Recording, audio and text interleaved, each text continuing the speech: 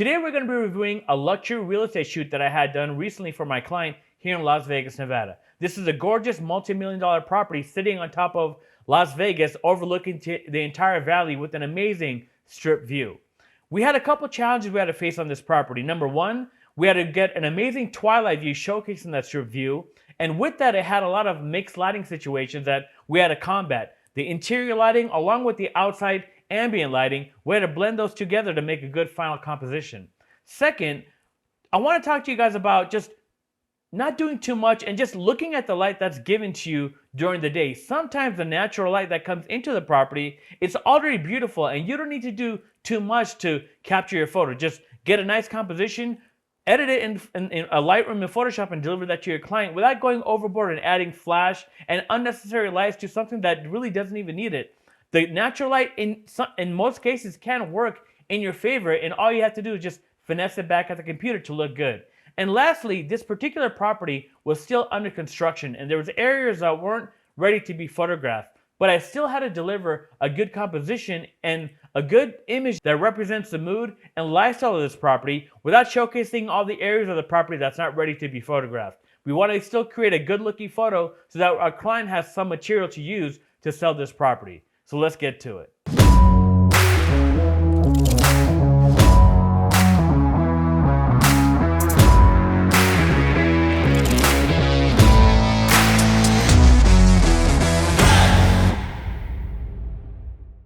Hello everybody, welcome back to the channel. My name is Fraser Almeida. I'm a photographer based here in Las Vegas, Nevada, and I specialize in luxury real estate, architecture, and interior design. Today we're going to be reviewing a couple of images from a recent luxury real estate shoot I did for my client here in Vegas, and I just want you guys to see how I solved some of the challenges that I had faced with during this shoot. And just a reminder guys, this year's 2023 PMRE conference is just around the corner. Tickets are 50% sold out, but you can still buy tickets online at PMREconference.com. Get your tickets for the event as well as get your tickets for the workshops. There's still many workshops still available for you guys to experience. This is going to be another amazing event for any of you out there who are into photography, videography, or any type of media. This is a place to be to learn, connect, and grow with so many other people in this industry. I hope to see you all there. It's going to be another amazing event. Without further ado, guys, let's get to this image breakdown. So here's our first image, and as you can see, this is a beautiful luxury home, and it's positioned on top of this hill that overlooks the entire valley with this amazing strip view. So I wanted to make sure when I was on site that I captured the entire length of that strip view within the windows. Now, this isn't a one-point perspective or a two-point perspective. It's in between, and I'm okay doing that because the most important thing here is that strip view. So nothing else matters when it comes to as far as whether it's a straight-on, dead-on image or a two-point perspective. What really matters in this is capturing that entire strip view, and then everything else is secondary after that. Another thing I want you guys to notice, you may not see it right off the bat, but if you notice, look at the image here and how the actual image is out of focus in the foreground, right? And that was done on purpose because I wanted all my attention to go to the strip. That is what was in focus, and I did that on purpose to draw our eye outside there to really highlight that strip view. So I didn't want to make everything in focus because by putting it out of focus, that foreground element, our eye doesn't stay inside here as much. It gets drawn to the focus part, which is the strip view and the most important part of this image. So a couple things here that I want to talk about is this is, for the most part, not that difficult to edit back at the computer, but I want you guys to be aware of something that is happening here. Because the dominant light source is now the interior of the property, since that sun has fallen over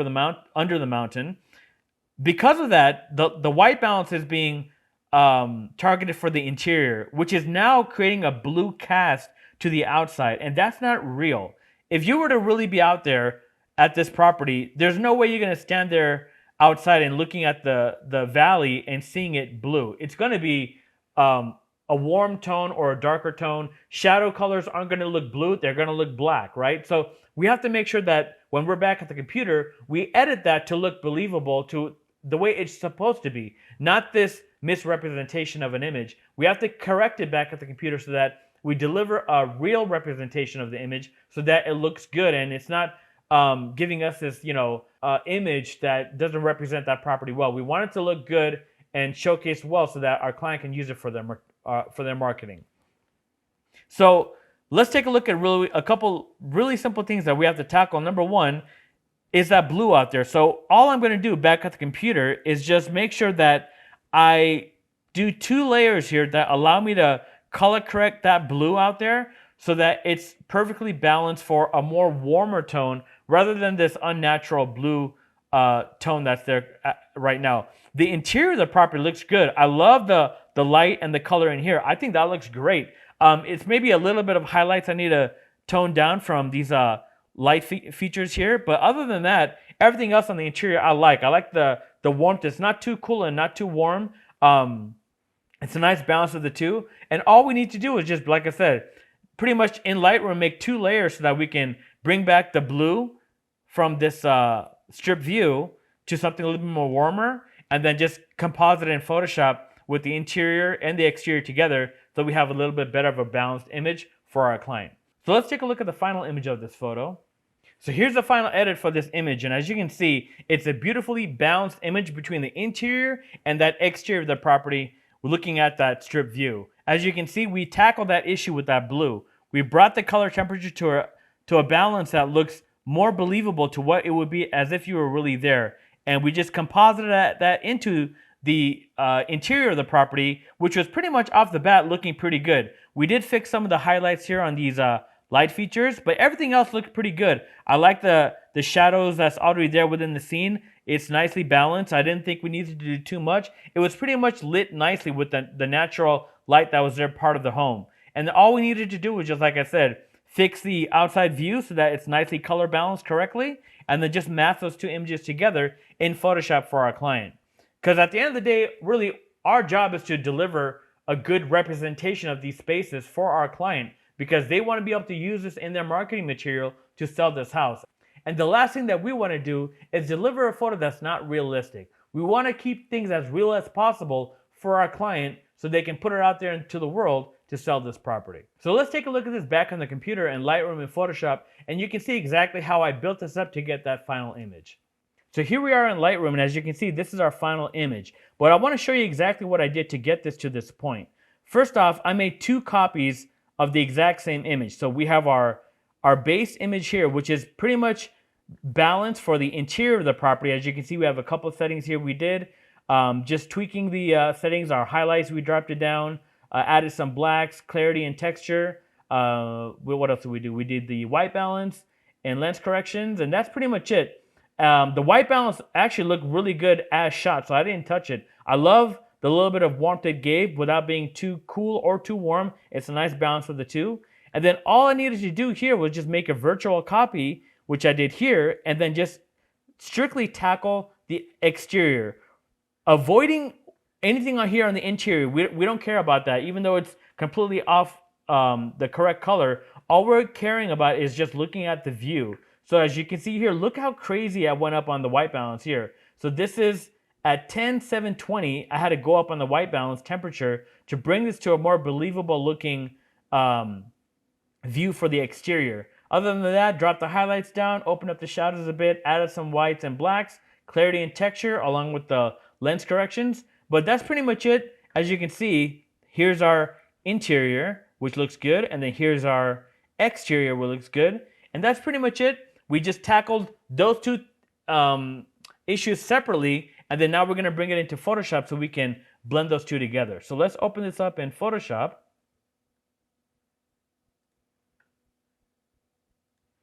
So here we are in Photoshop, and as you can see, we have a couple layers here that we're going to go over. Number 1, this is our base layer here, which is pretty much meant for our interior correctly white balance. Second, we brought in our strip view, but as you can see, here's what it looks like without the mask. And all we did was just add this layer mask on top of it. As you can see, these dotted lines here, that's pretty much the selection I made around the chairs and the pool area there and the windows to just only target that view. So you can see better here. This is the area that we selected. So pretty much just keeping it contained for the view itself and not anything else except for that. by doing this, it really helped us to bring a more realistic looking view rather than this completely blue washed out looking view. We brought in something that's more realistic to as if you're really there.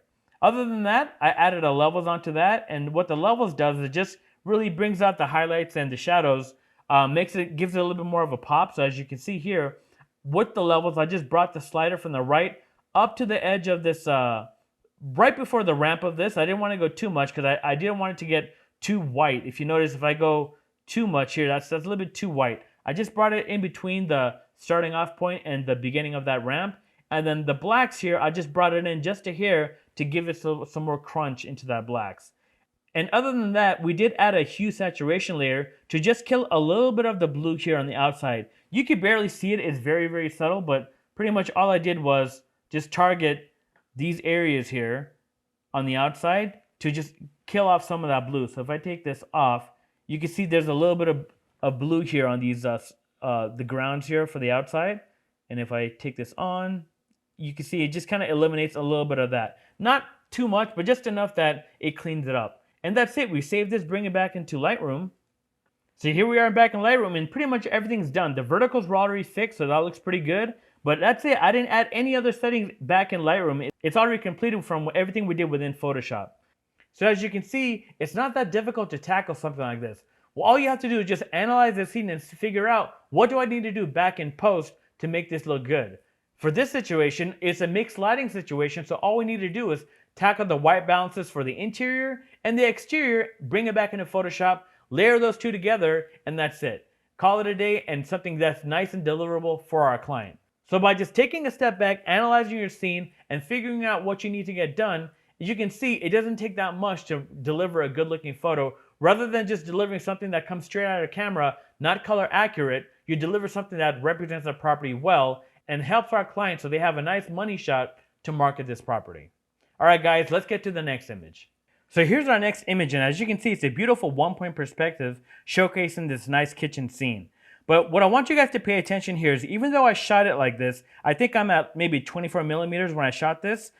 I didn't shoot this to be my final composition. I shot this so I can compose it later. I did this so it gives me options, because there are some elements on here that I might want to keep later, but my main composition that I really wanted is pretty much, I'm going to get a frame right here, like this. So something like this is pretty much what I'm going to crop this image finally down to. But I have all this extra space here, so it allows me to move this image kind of like a fake tilt shift effect, so that I can compose various elements of this and get different kind of compositions. But my main composition here is, like I said here, what I have outlined here. That's the main goal. I want to get in there nice and tight so I can really get a good representation of just only the kitchen without getting distracted by anything else. As you can see, without doing that, your eyes kind of going towards like this bar area, or your eye might be going towards this back area here where the bedroom's at. You might be wondering, oh, there's a pantry here. What's over there? There's a couch area here. It's a lot of distractions here that we don't want. I really only want to focus on the kitchen, but I have this wider image as a safety in case, like I said, I want to deliver various other compositions that might be in favor for, let's say I do want to go get a hint of that bar area or that kitchen that shows the bedroom as well. So I just have more options. The beauty of our technology today is that we're shooting high resolution. So cropping into something like that, it's still a high res image that our clients can use to put in a magazine or showcase on social media or any kind of web presence. It's still going to look good no matter what. So even though we're cropping in and we're killing off some of those pixels, it's still a high res image that we're still going to look good for our client. They're not going to notice that they've lost any additional pixels or whatnot. Something I want you guys to think about, especially for when it comes to real estate photography. I've had these conversations with my clients, and when it comes to, let's say, a kitchen shot, right? Of course, we can shoot many, many angles when it comes to a kitchen, a bedroom, a living room, various scenes within the house. But I want you guys to focus on that money shot, that one shot that really just sells that kitchen or sells that living room or whatever it is. And then everything else you get after that is after the fact, and it just supplements it. But the reason why I want you to get that one good, clean shot is because when a client says kitchen and they put that in their their marketing. You just want that viewer's attention to only go to that kitchen. You don't want them distracted going into that hallway, going into the bedroom, going into the bar or the pantry, whatever. You just want to focus onto that kitchen and get their eye and attention there. So as you can see in this particular image, if I kept this image this wide, yeah, you do get the kitchen there, but you're losing the attention to only being on the kitchen. You're getting your eyes going elsewhere throughout the space, which is not good, especially when we only want to focus on the kitchen. So let me show you guys the final comp that I did for this. And I want you guys to see the difference it gives you as far as keeping your eye only within the kitchen without taking your eye elsewhere. So here's our final composition. And as you can see, it's a beautifully comped image specifically targeting just that kitchen. Something I want you guys to think about when I'm composing and I'm looking for these nice, tighter, detailed shots, I'm looking for layers and levels.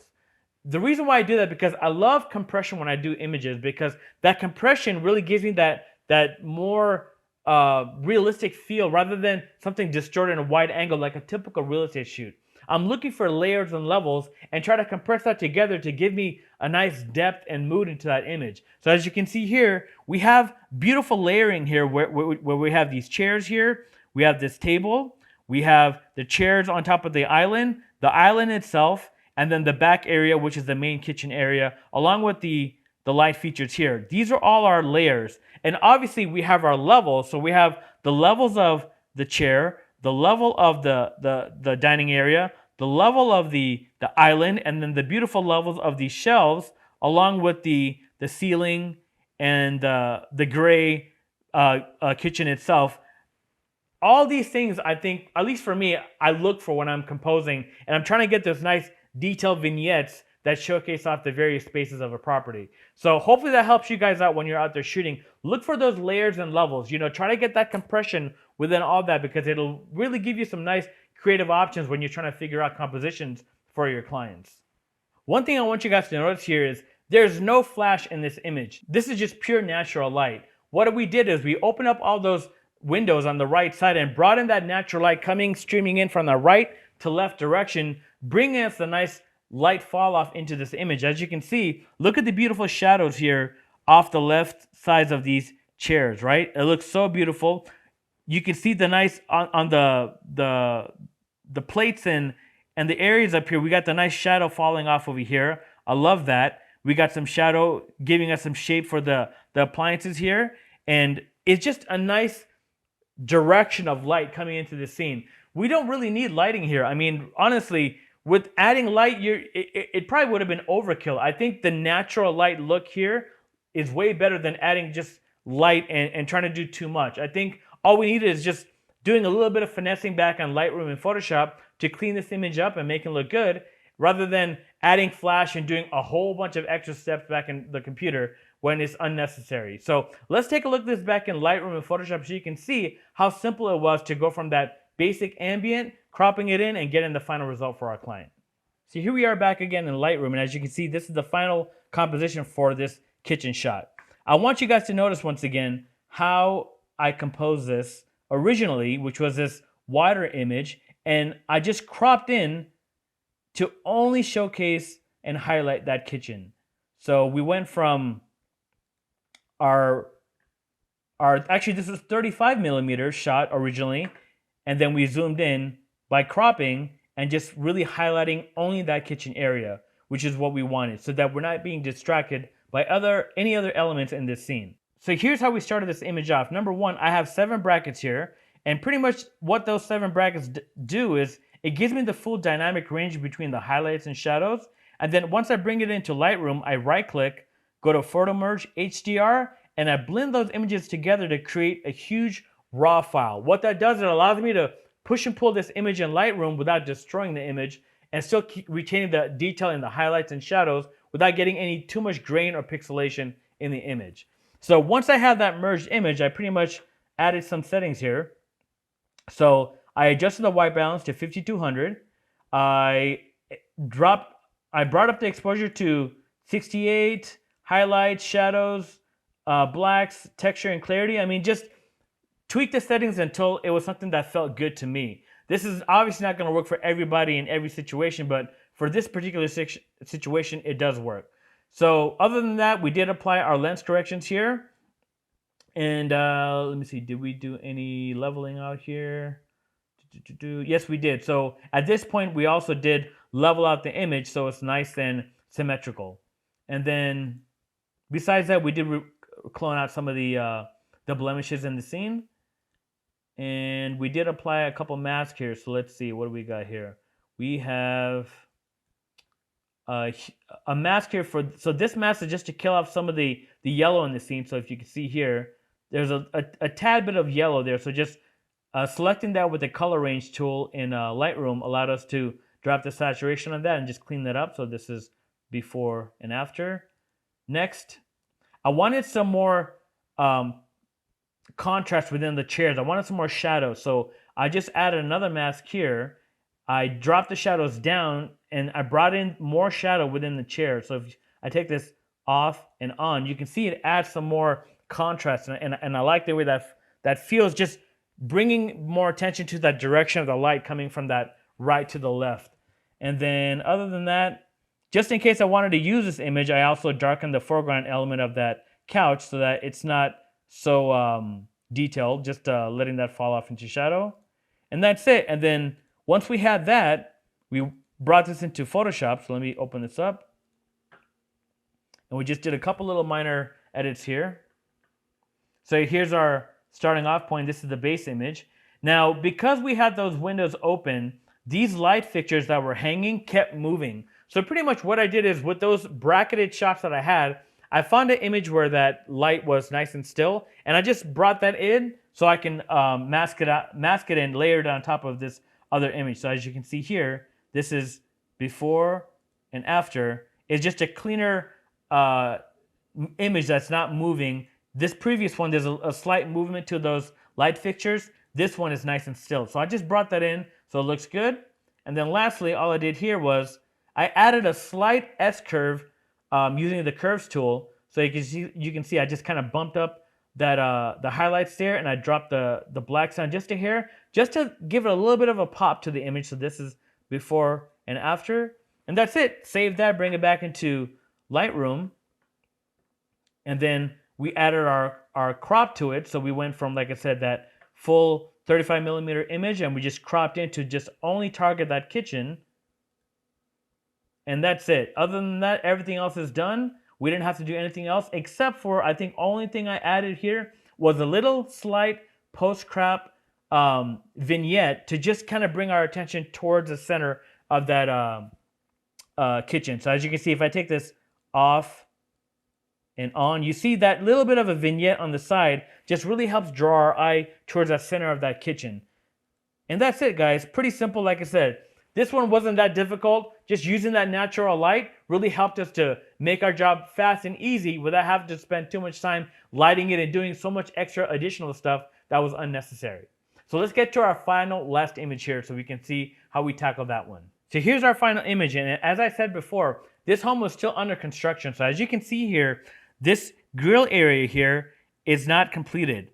But we still had to showcase this home in the backyard so that our client can use it to sell this property. So what are we going to do? Are we just going to rely on this image and give this to our client? No, we're going to be creative when we compose this shot so that we can still find something that our client can use, and also that's something that gives off a better mood and lifestyle representation of this property rather than just, you know, opening up the shadows and showing everything. I think by dialing things back, we can retain a mood and feeling and really make a client want to be there, sitting there, enjoying that fireplace and the view, rather than, you know, just giving them everything and showing them everything, opening up that shadows, right? Like being creative with even just composing and editing can also help you solve some of these issues, as you can see here, which is combating this unfinished construction of this property.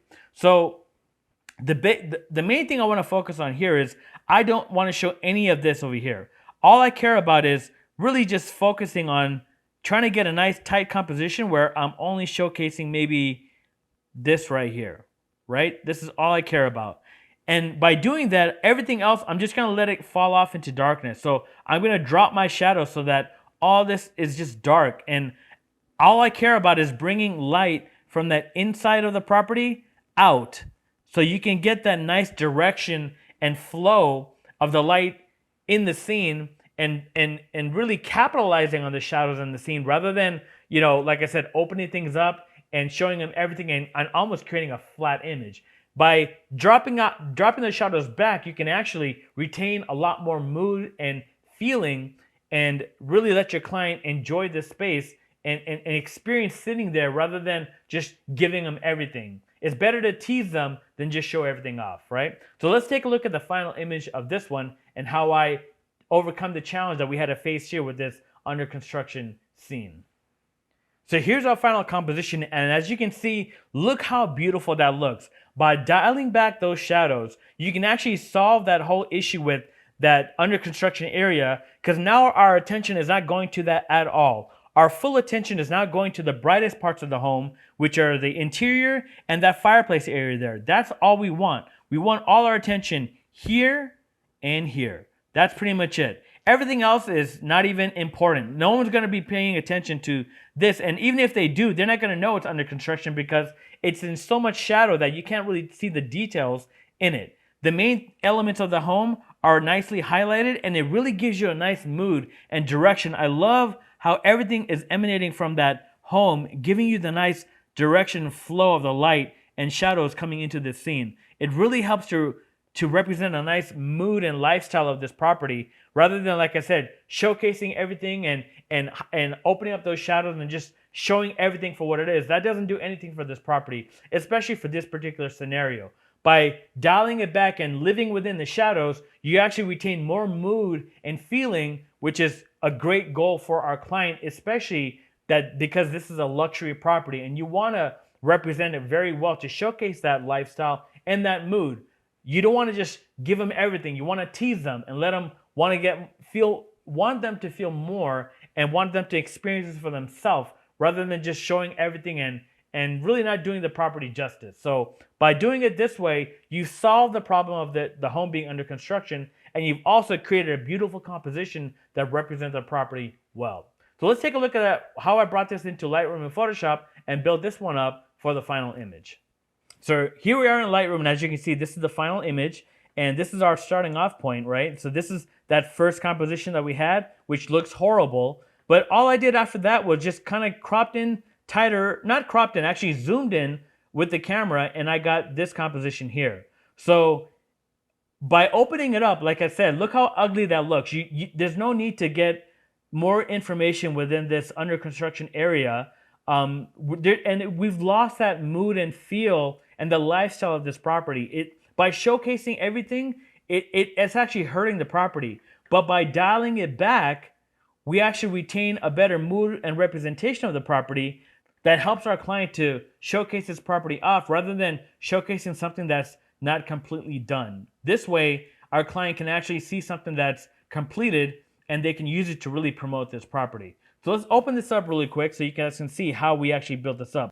So here's our starting off point, and pretty much all we needed to really do was just blend these images together and create a HDR image just like before, so we can push and pull this image to make it look good. So once we did that, I pretty much had this image to work with. So all I did was drop the highlights down just a hair, open up the exposure a little bit, and then added our lens corrections, and that's pretty much it. We brought that back into Photoshop, so if I go here,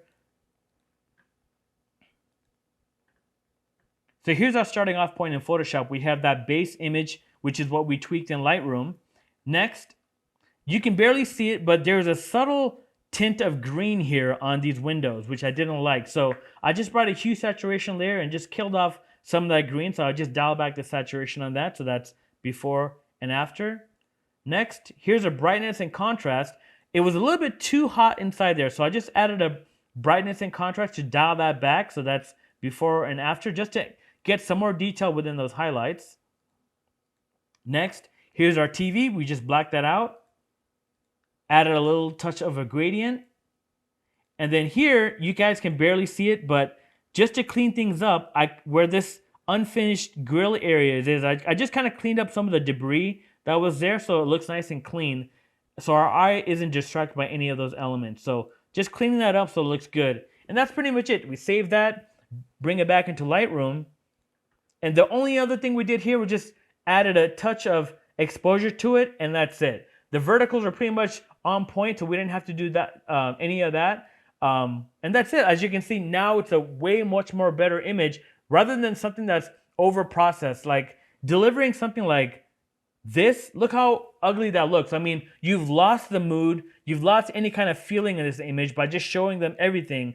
Now, by editing it the correct way, you've able to retain that mood and feeling and giving a nice representation of this backyard that our client can use to sell this property. So guys, I hope today you guys realize that in every situation, in every home you're shooting, you guys are going to be encountering many different situations. That's going to be a challenge, and you guys are going to have to figure out a way to overcome that challenge. It could be just by composing correctly, by lighting, by removing light or adding light, or just by dialing things back and letting things fall into a shadow like you saw here, right?